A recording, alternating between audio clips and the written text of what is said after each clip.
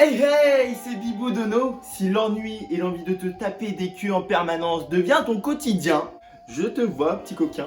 Aujourd'hui, on va parler d'un anime, pas n'importe quel anime, on va parler d'un anime qui parle de musique, pas n'importe quelle musique, on va parler d'un anime qui parle de death metal, c'est-à-dire des picots, du cuir, du maquillage, des orgies, du sang. On va parler de Detroit Metal City ou de son petit nom, DMC.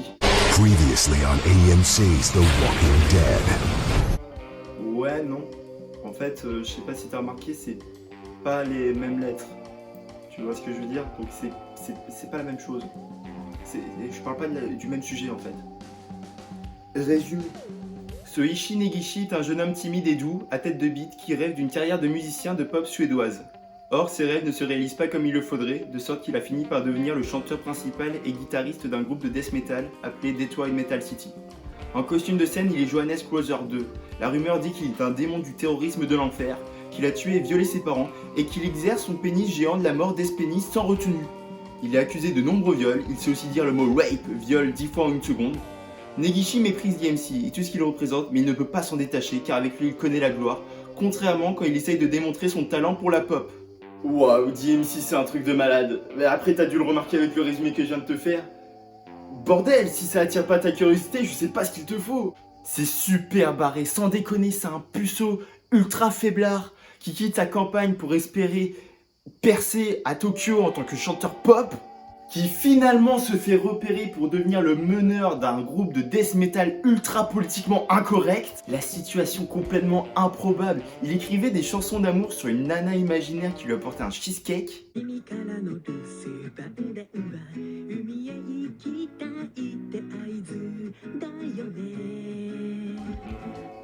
Putain, au secours, la fragilité. Et il devient subitement le meneur d'un groupe de death metal où il pousse ses fans à commettre des viols et des meurtres. C'est tellement trash que ça en est hilarant. Je crève de chaud. Mais ça, c'est parce que vous me faites de l'effet. Et c'est pas parce que il fait 48 degrés chez moi. Hein. Ça n'a rien à voir. La dualité Negishi-Crowther est super intéressante. Pourquoi? Parce que Negishi, il rejette Crowther. Il rejette le groupe DMC, il comprend même pas la passion qu'ont les fans envers le groupe. Lui, ce qu'il veut faire, c'est des chansons d'amour. Mais à chaque fois qu'il en fait, il se prend un énorme flop, des critiques négatives, il supporte pas le jugement des autres qui le prennent pour un bouffon. Mais c'est ce qu'il est. Et donc c'est pour ça qu'il se réfugie dans la peau de Crowther.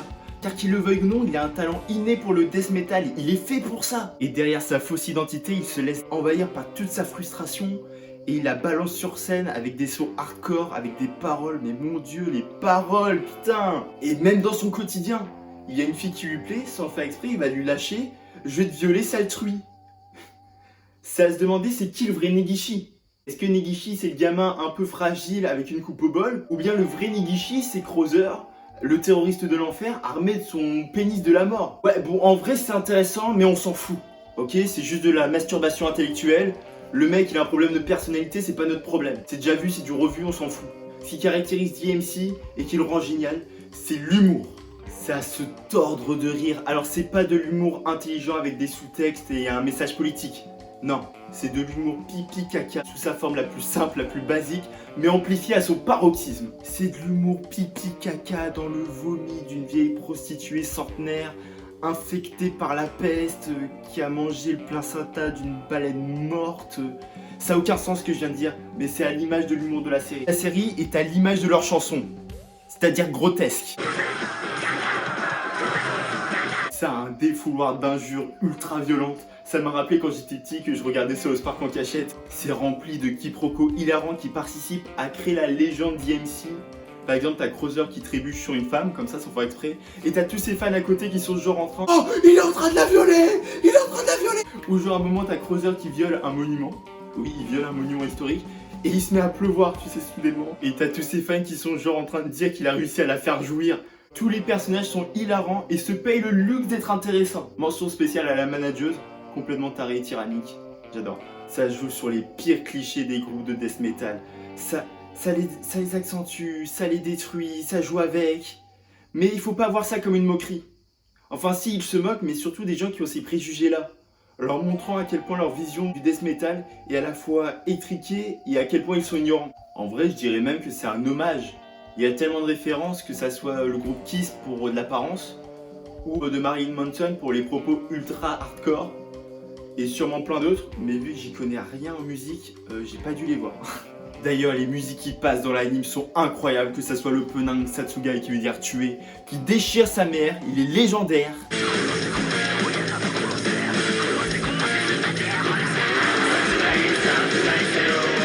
Alors j'y connais rien en death metal, j'ai dû écouter 2 morceaux dans ma vie parce que j'étais un connard rempli de préjugés. Ça m'empêche pas d'apprécier les musiques que chante le groupe. Bah déjà parce que les paroles sont hilarantes, c'est rempli d'injures et de phrases salaces. Mais surtout en vrai, c'est une bonne instru, c'est un bon son.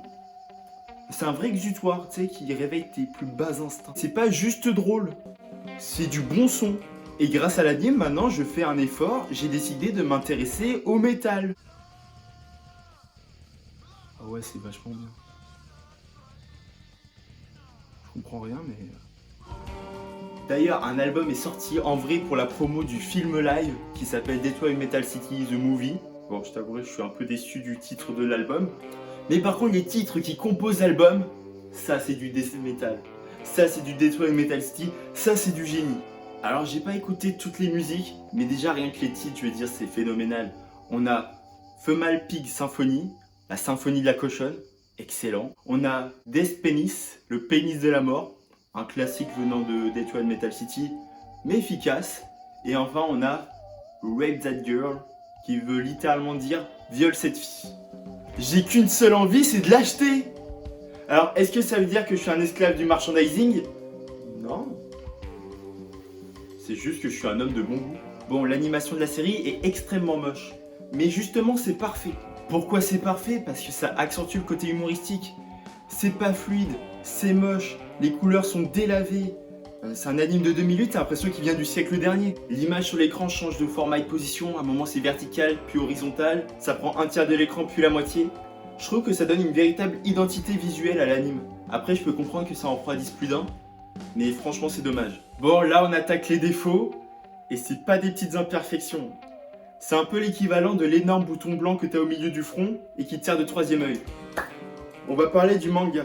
Mais comment ça se fait, l'histoire que tu nous racontais était tellement bien, Bibou, je comprends pas. Calme-toi. Calme-toi, ok? Évidemment que c'est bien. Dès que j'ai fini l'anime, je voulais me procurer le manga papier. Il y a que 10 tomes. Je me suis dit, bah tiens, je vais casser ma tirelire, je vais les acheter. Quelle déception. Quelle déception. Je vais sur internet effectuer mon achat, je clique sur le premier lien, le lien de la Fnac, je regarde le tome 1. 83 €. Pardon? Je regarde par curiosité les autres tomes, parce que je suis quelqu'un de naïf, je crois en l'homme, je crois en l'humanité. Je vois quoi, tome 10? 95 €. Quoi? D'occasion en plus? Livré en excellent état? On va voir s'ils seront encore en bon état quand je vais te les foutre au cul. Bon, après ça, j'ai fait un travail de recherche très approfondi, ce qui est absolument faux, pour savoir quelle est la cause d'un prix aussi élevé, c'est le cas de le dire. Bah, tout simplement, la disparition de l'édition 12 bis. La maison d'édition n'existe plus, et donc la plupart des œuvres qu'ils avaient ont été rééditées par Glénat. Comme par hasard, sauf DMC. Genre on réédite la BD ainsi par les Zlatan, mais pas DMC. Oh putain, les boules quoi. C'est quoi ces choix, sérieux? Bon, peut-être que je suis mauvais angle, peut-être qu'il y avait des choix plus judicieux de réimpression. Je sais pas moi, par exemple, dans la peau de Zlatan, la BD. Ouais, alors en toute courtoisie, je vous invite à aller vous faire foutre. Bon, de toute façon, j'arrête de parler du manga, parce que je peux pas le lire. Voilà. Revenons sur l'animé. C'est court, 13 minutes un épisode. C'est pas un peu abusé? T'as un truc génial en face de toi, mais ça dure que 13 minutes. C'est quand qu'elle va sortir la deuxième saison? Hein? J'en ai rien à foutre que la première c'était une promo pour le film live. Je veux pas le voir, le film. Je veux voir la suite. Bon, j'avais trop chaud, je me suis jeté à l'eau, j'arrivais plus à réfléchir. Bref, en conclusion, qu'est-ce qu'on peut en dire de DMC? Bah que c'est génial. Je vous conseille de regarder évidemment, même si c'est court. Même s'il n'y a que 13 épisodes, même si les tomes sont ultra chers, les achetez pas par contre, ne soyez pas con. C'est drôle, c'est marrant, c'est hilarant, c'est tout ce que tu veux. En plus, dans un monde où on est tellement censuré, je trouve, avoir une œuvre qui en a rien à foutre, ça fait du bien. ça fait un bien fou. Donc si cette vidéo t'a plu, mets un pouce bleu, abonne-toi à la chaîne et exprime ta joie dans les commentaires, comme le dit si bien Crowther Sama. Tuez-les tous! C'était Bibou Dono. Ciao.